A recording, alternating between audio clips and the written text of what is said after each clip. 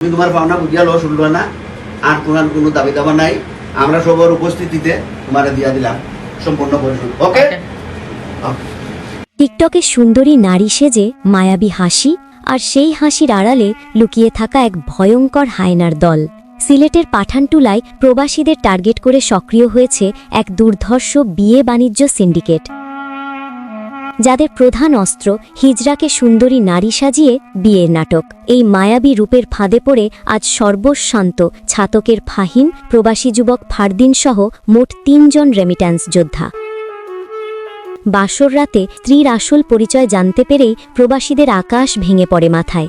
স্ত্রী নয়, ঘরে এসেছে এক হিজড়া, আর প্রতিবাদ করলেই জোটে ব্ল্যাকমেল আর মিথ্যা মামলার নরক যন্ত্রণা।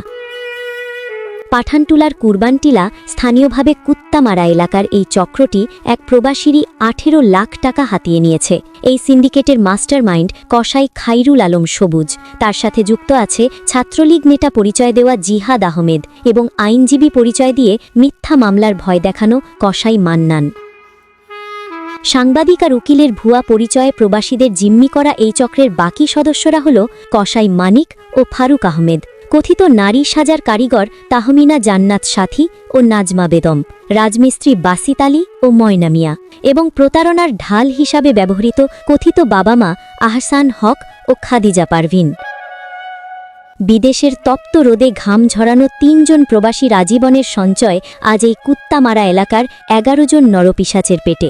প্রশাসনের নাকের ডগায় চলা এই বিয়ে বাণিজ্য সিন্ডিকেটের কি কোনো বিচার হবে না? রেমিট্যান্স যোদ্ধাদের চোখের জল কি তবে বিফলে যাবে? এই ১১ জন অপরাধীর দৃষ্টান্তমূলক শাস্তিই এখন গণদাবি।